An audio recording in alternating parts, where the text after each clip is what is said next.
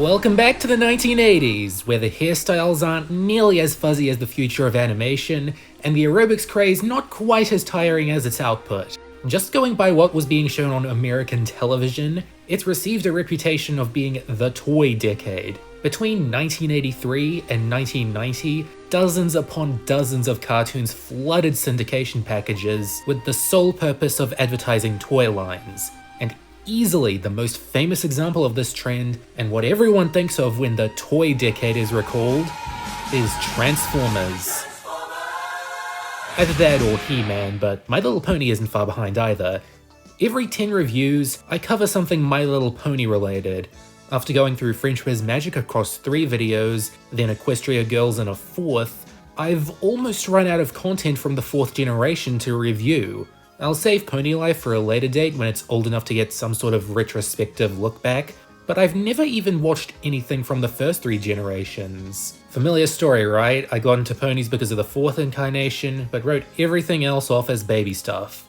I don't want to do that anymore, and to prove that I want to give the first incarnation of My Little Pony animations the benefit of the doubt, I won't compare them to Gen 4 whatsoever. I want to see if they can hold up on their own. The history lecture probably won't do it much favors though. To celebrate my 50th review, here's the first time I'm ever going to pronounce Bonnie Sackley's last name correctly. I think we all know she made the original My Pretty Pony toy line based on her own desire to own a pony as a kid, but did she have much involvement in the cartoons? Sorta.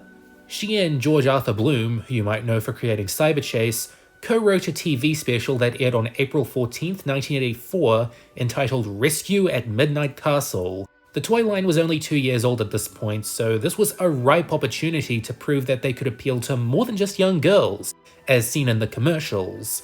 Unfortunately, it might have done too well in that regard. While successful on initial broadcast and in home video sales, a lot of parents complained about the dark tone of the special. So plans for a second special about rainbow ponies were scrapped, and they ended up making Escape from Katrina the following year, a much lighter, more comedy-focused special that also introduced the Bushwillies, these cutesy woodland critters, in an attempt to readjust the image of the series back to something friendly and cuddly. It didn't end up doing quite as well, but was still a big enough success for Hasbro to then bring the ponies to the big screen.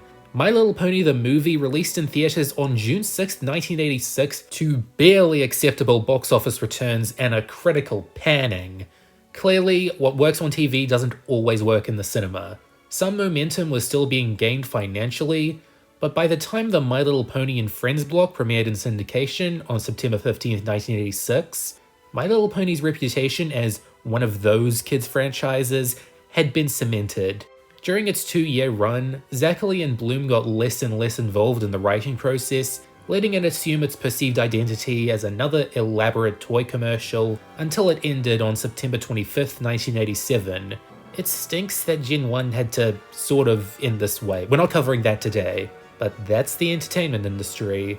It started off with some promise, but gradually turned into a joke after trying too hard to do too many things. This was an era where a franchise's reputation could be set back 25 years if it tripped just one step of the way.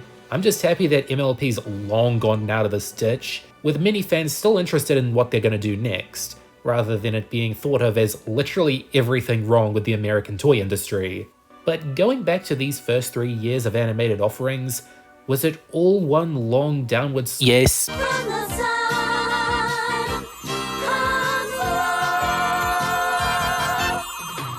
Far away in the magical world of Ponyland, there lives a talking breed of this is your final guess.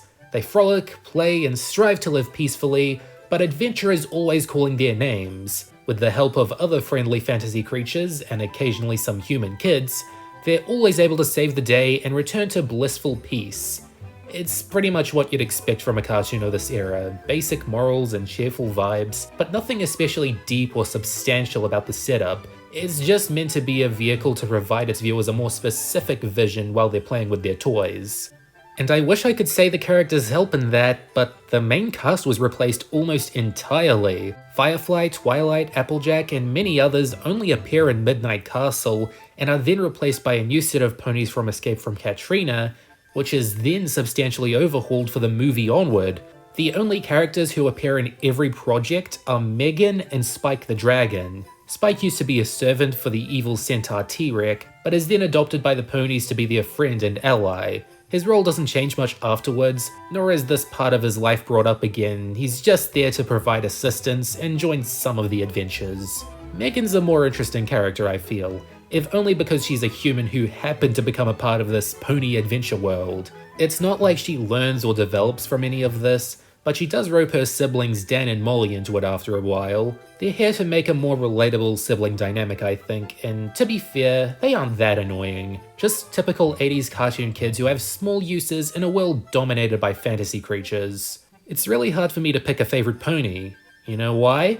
Because they're all so bland. The one that stuck out the most to me personally was Wind Whistler the Pegasus, for being such a dictionary. Most of her dialogue and action scenes are reliant on long words and facts, which make her appear to be the smart one. I guess she's good for strengthening the viewer's vocabulary, but it isn't something more developed minds would find use in. The second most notable pony to me was Surprise the Pegasus. I don't know, I just think a thrill-seeking prankster can make for a fun character in a world like this, as well as one with a cheerful sense of humor about everything. I also liked it whenever Gusty the Unicorn appeared. Don't get me wrong, she's a snarky grump sometimes, but it's really funny seeing Nancy Cartwright voice her. She sounds almost exactly like Bart Simpson, and it's so weird. One thing is necessary, Flutter Ponies. We have to be getting back to Paradise Estate now! The vocal cast features a lot of odd surprises. Charlie Adler, Paul Williams, Russi Taylor, and Aprebe and Scott Menville are pretty notable, but they also got Danny DeVito and Rhea Perlman for the movie. However, I can't say that the voice direction is very good. You can always tell that they're not recording together, and are seldom given room to flesh out the characters they voice. Maybe that's why I just got so sidetracked. Remember when I was talking about the characters? Well, few of them after this are all that notable. As for the species the ponies are best acquainted with, the sea ponies are probably my favorite. They're seahorses as ponies, and they sing doo-wop. Those two things match better than you'd expect. The flutter ponies always felt a bit superfluous to me. You've already got the three types of pony, regular, unicorns, and pegasi, and the flutter ponies aren't that much different from the latter. One species I really wasn't into was the bush willies, these multicolored hairballs who frolic in the flowers. They're marketable, and that's all there is to them. I guess in a world as fluffy as this, the villains are going to be more interesting, and there are some memorable ones across the series. T-Rex the Centaur, with his commanding voice, awesome design, and intense powers, gets things off to a fantastic start.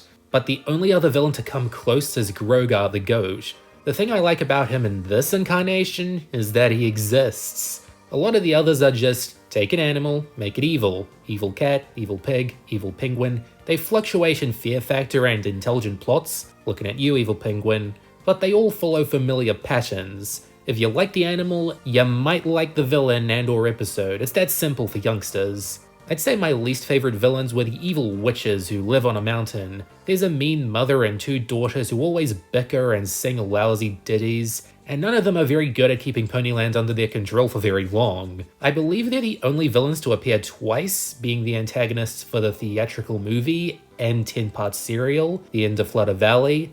And golly gee, you don't need to spend that long with them. And yes, most of My Little Pony and Friends was serialized, but 10 parts was the upper limit, and the individual episodes aren't that long. I may be getting ahead of myself. Let's go back to the beginning. Oh, my friends are just gonna love you! No, they won't! Pony feathers.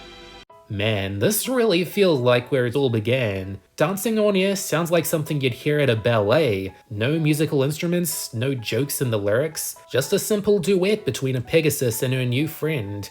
Rescue at Midnight Castle has this distinctly vintage texture to it all over. This comes from a time where lifting from Disney meant throwing as many emotional swerves into the narrative as possible. Seriously, the heroes are threatened with drowning and decapitation, and at one point, some of them are transformed into mutant slaves to T-Rex. You know that Billy and Mandy episode where they make fun of My Little Pony and throw them into shockingly tense situations? It's not much of an exaggeration when you go back and see what they got away with in Midnight Castle. If by midnight I do not have a fourth pony, a head will roll. His. It was apparently too much for some little kids. so the direction of the next special had to be substantially altered. For some reason, this included replacing practically all the ponies introduced here. I don't think the ponies were what caused the problem. On the contrary, it would have been more appropriate to keep them for the more lighthearted adventures, to prove they can be fun in their own ways. One can only hope some 9-year-old girl who actually wanted these ponies' adventures to be engaging could make up some amazing stories in her head and maybe be able to share them with a later generation of kids. Wishful thinking, I know. Just because the follow-up, Escape from Katrina, doesn't have as many violent implications, doesn't mean it was all sunshine and rainbows. An evil Catwoman has enslaved the Bushwillies and sent them into back-breaking labor so they can keep producing a witchweed potion that allows her to indulge in her macro fetish. It's estranged her relationship with her boyfriend Rip, but he still sticks around her because... I think you can come to a conclusion on what this was about. It was the 1980s, it was the height of the war on drugs in children's media. It would be harder to believe Gen 1 didn't have an anti-drug story somewhere. I guess it's fine at demonstrating how getting addicted to a substance can be harmful to not just the user, but their relationships. And I think focusing more on the relationship aspect was warranted. This is pretty much where the core values of the My Little Pony media franchise were established, that it's about compassion, forgiveness, and making friends. Maybe too much forgiveness. But you know what is forgivable? The animation being subpar. Budgets in those days must not have been very high, especially for cartoons only created to be profitable. The base pony designs aren't very versatile or expressive. What little the animators can accomplish with them is a blessing. For the most part, the color choices are appropriately whimsical, but a bit washed out. I don't think it's the age of the film or the cell animation that's at fault here, I just think they wanted the colors to be a little more earthy. It is a show mostly set in grasslands and forests after all. Animation services were usually handled overseas by ACOM, though Toei handled a couple installments.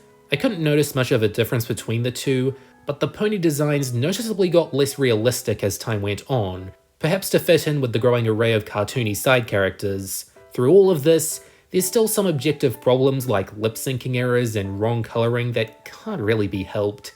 It's hard enough to correct mistakes like that today, let alone back when retakes were virtually impossible in a tight global animation process. Here's hoping future iterations of My Little Pony can have prettier animation than this. How about a TV? The movie looks exactly like a Season 1 story arc. It basically is one, dolled up and released in theaters. It's about the witches taking over Flutter Valley and throwing Ponyland into disarray with a little help from the Smoos, while Spike tries to stop baby Lickety-Split from running away from home. Oh god, I forgot to mention, in this iteration, most of the adult ponies live simultaneously with their baby selves, who are really just young children that can speak, but they still act like babies. That's really disturbing. But not as much as what they call it when a unicorn teleports. Wake up there! You know winking out is against the rules. Now wink back in this minute. The movie and the end of Flutter Valley aren't the peak of Western animation, far from it, but at least the revised cast and tone are being firmly established. But fear not, they're never this long again. The movies obviously feature length, and with each individual episode being around 9 minutes long, the end of Flutter Valley clocks in at an hour and a half, minus credits. The remaining serials range from 2 to 4 parts, with some of them being told in single episodes. It's still a show that strives to tell grander stories than it's probably capable of. The plots remain very adventurous throughout the first season, with the ponies regularly traveling to far-off locations and meeting dangerous foes that could end the universe or something. I mean, what else could you really do with high fantasy at this point? They throw in songs at the weirdest times too. They're largely forgettable, but one of them had to be omitted after its first airing for unknown reasons, so instead of just keeping the episode shorter, they slightly slowed it down. It's really noticeable, and shows just how integral music was to padding certain episodes out. They're not the worst songs ever, but you hardly remember them after an hour. You know it's not a good sign when the episode count goes from 48 in Season 1 to 13 in Season 2, and the only 4-parter is the premiere story, and the stakes have been lowered significantly to appear cuter and friendlier. I think I'll let the shorter episode count speak for itself. There was far less confidence in these episodes from higher up and down below. You can't help but look at an episode like the Ice Cream Wars and wonder what happened to all that intrigue and suspense that kicked the generation off. Even Megan and her siblings are scarcely seen by this point. I'm not saying I had the highest expectations ever for this 80s toy cartoon, but there were glimmers of ambition at the start. I'll appreciate those more than I'll dislike how sterile things eventually got. I should also note that on initial airing, these episodes were paired up with cartoons based on other Hasbro properties like Mr. Potato Head, Glow Friends, and Moon Dreamers. I won't be covering them obviously, so sorry to everyone who's still eagerly awaiting my hour-long Potato Head Kids retrospective. But what were my favourite episodes over in Ponyland? What gave Paradise Estate its name? The Glass Princess had a weird premise that I really dug. This pig wants to see her beauty in everything, so she threatens to turn the world into glass. It ends up looking like ice or chrome, but it's still a creative and creepy enough idea for an apocalypse. Return of TAMBELON was probably the best at emulating the early special style, with a dark kingdom returning and the ponies having to fight in castles and dungeons. The story feels a bit medieval in places, but it always works in its favour. And my favourite episode of My Little Pony and Friends is Rescue from Midnight Castle. It was edited down and aired as the season 1 finale, it counts to me, dang it. But what were my least favourite episodes? The blandest, the baddest, the biggest pains in the snow pitties. Flight to Cloud Castle is a weird fever dream with this dopey gnome and a floating castle in the sky. Sounds like a dumb idea. I couldn't get into these new characters because a lot of the passion and charm in the writing was fading rapidly around this time. Woe Is Me is about a little frog boy who's cursed with bad luck by a witch, and the ponies have to snap him out of his funk. They end up telling him to get over it, and it works. Just like how it would in real life. Shame about that village he was accused of flooding as a kid though. The Ice Cream Wars doesn't feel like an episode of this show. There's these parlors that battle while the ponies just try to get ice cream for their babies, but that's not as impactful as this really annoying song about babysitting at the start. So that's all the My Little Pony cartoons of the 80s done and dusted, and despite evolving into a generic, substandard kids cartoon by the end of its run, I'll say there were always flashes of hope. This particular iteration of the franchise was at its best when the characters were going on big adventures and heading out into the world, which I can't necessarily say for another generation. They originally designed the cartoons around these grand, fantastical tales, and you can see the appeal in bringing characters this colourful and fuzzy, and making them fight for the safety of whole lands. It's always been a pretty funny concept to adults, but just what kids would want to watch, no matter their age, gender, or background. I may not have been thrilled by a fair chunk of My Little Pony and Friends, but hey, I'm not its target demographic anymore, and I don't think that highly of most 80s cartoons anyway, although there's probably some reasons you don't see it pop up on lists of the very best cartoons of the decade. And hey, going into the 90s and 2000s, I don't know if I'm gonna find some very hidden gems or more of the same. I thought I was finished with MLP, but I've only just begun. Goodbye for now. Hey, don't move! Otis and his friends are back at the barnyard next, right here on Nicktoons.